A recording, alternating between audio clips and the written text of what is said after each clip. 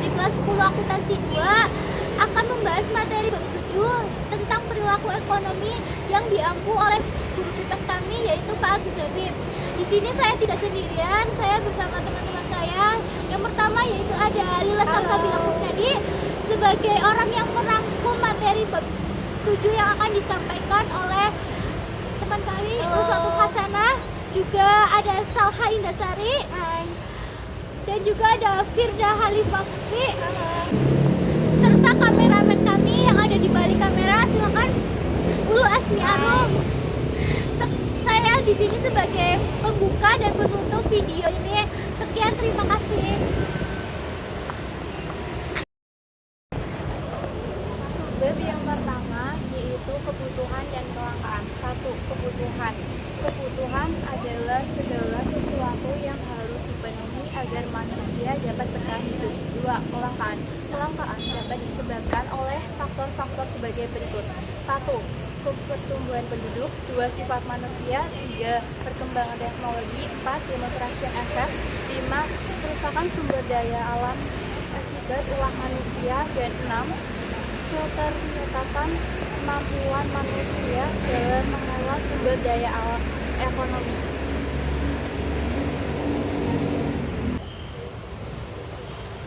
Subbab berikutnya B. Tindakan, motif, dan prinsip ekonomi. 1. Tindakan ekonomi. Tindakan ekonomi adalah segala tindakan yang dilakukan manusia untuk memenuhi kebutuhan hidupnya.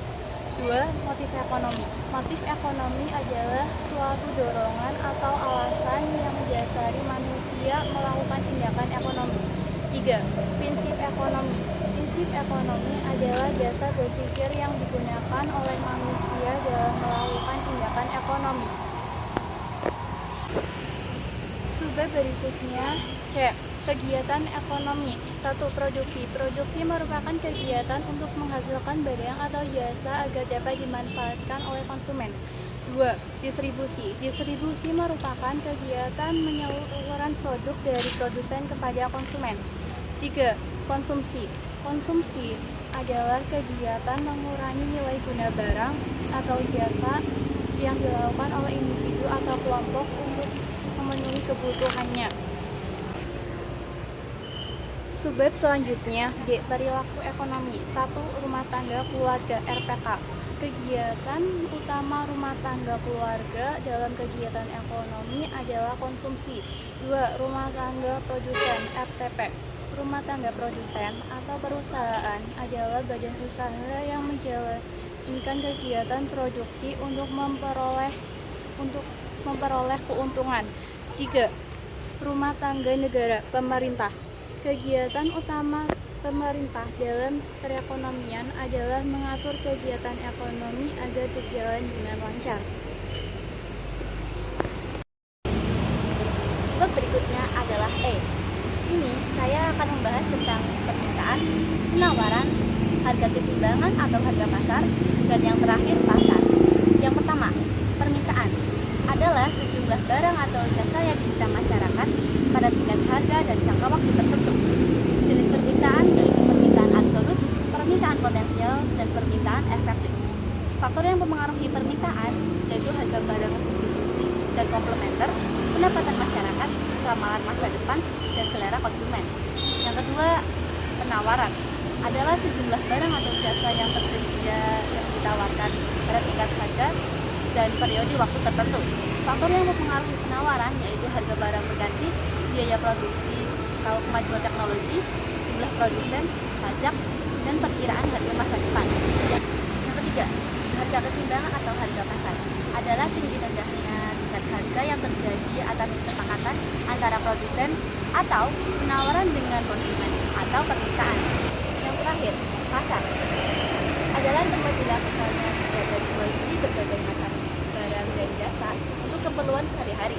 Pasar memiliki 3 fungsi, yaitu fungsi distribusi, harga, dan promosi. Ini jenis pasar dibagi menjadi 7, yaitu berdasarkan fungsinya, berdasarkan jenis barangnya, berdasarkan luas jangkauan atau distribusinya, berdasarkan waktu, berdasarkan transaksinya, berdasarkan keuntungannya, dan yang terakhir berdasarkan keuntungannya. Oke, kita lanjut ke subbab berikutnya, yaitu F. Di sini saya akan membahas tentang inflasi. Apa sih itu inflasi? Inflasi diartikan sebagai gejala kenaikan harga barang dan jasa yang bersifat umum dan terjadi secara terus-menerus dalam waktu yang cukup lama. Penyebab terjadinya inflasi yaitu tinggi rendahnya permintaan, meningkatnya biaya produksi, tambahnya jumlah uang beredar, perilaku masyarakat, ekonomi, dan masih banyak lagi. Jenis inflasi ada 3, yaitu berdasarkan tingkat keparahannya, berdasarkan sifatnya, dan berdasarkan asalnya. Inflasi terhadap suatu perekonomian yaitu penurunan nilai mata uang, penurunan kesejahteraan masyarakat, distribusi pendapatan memburuk, peningkatan suku bangsa, distribusi barang tidak merata. Kemudian kita lanjut ke sebab berikutnya, yaitu G. Di sini saya akan membahas tentang lembaga keuangan. Lembaga keuangan adalah suatu lembaga yang bergerak di bidang keuangan untuk memberikan layanan jasa keuangan bagi masyarakat yang membutuhkan dalam rangka memenuhi kebutuhan hidupnya. Lembaga keuangan dibagi menjadi lembaga keuangan bank dan lembaga keuangan non-bank. Yang pertama, lembaga keuangan bank adalah suatu lembaga keuangan yang melibatkan masyarakat dalam bentuk tabungan, giro, dan deposito. Lalu menyalurkan dana tersebut kepada masyarakat dalam bentuk pinjaman atau bentuk lainnya dalam rangka meningkatkan taraf hidup rakyat.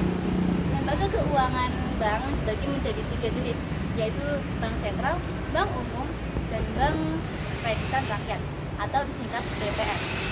Kemudian yang kedua adalah lembaga keuangan non-bank, adalah semua badan selain bank yang melakukan kegiatan dalam bidang keuangan.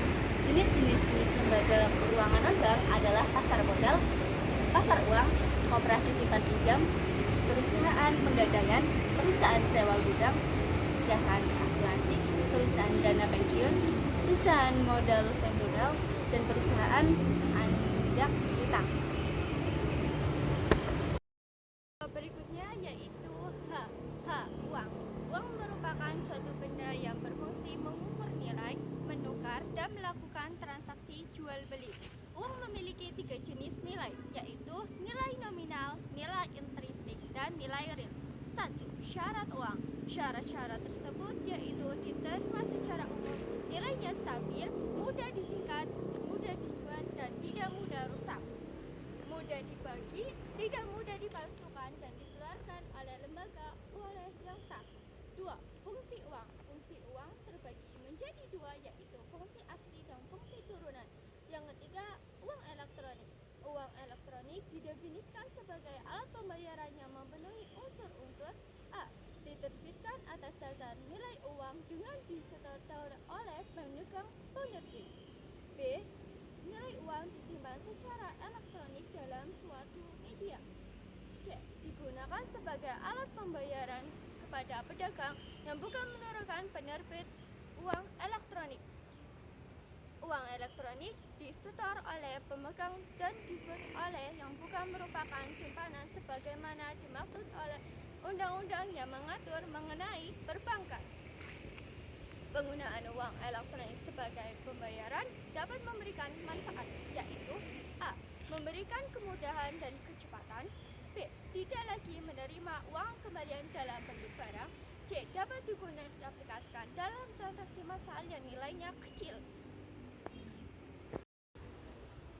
Sebab berikutnya yaitu I. Pengelolaan keuangan. Pengelolaan keuangan meliputi kegiatan perencanaan, pemeriksaan, penggunaan, penyimpanan, serta pengevaluasian kinerja keuangan untuk mencapai tujuan tertentu. Coba berikutnya yaitu J.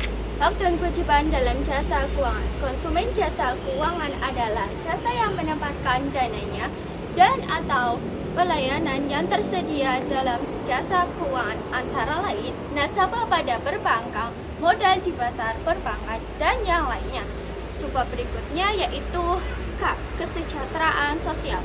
Kesejahteraan sosial adalah kondisi terpenuhinya kebutuhan material, spiritual, dan sosial warga negara agar dapat hidup layak, agar mengembangkan diri sehingga dapat melaksanakan fungsi sosial. Yang pertama ada pengaruh kelangkaan, penerimaan, pengelolaan, dan juga penawaran. Harga agar dapat melalui kesejahteraan kita dalam ekonomi merujuk pada pertukaran barang agar jasa supaya antara pemilik dan pembeli dan penjual. Dua, upaya pemerintah dalam mengatasi kelangkaan keuangan guna mencapai kesejahteraan sosial. Pertama, A. Memberikan subsidi. B. Menentukan harga diri. C. Membangun kerjasama ekonomi antar daerah. Yang ketiga, kegiatan ekonomi dalam meningkatkan kesejahteraan sosial.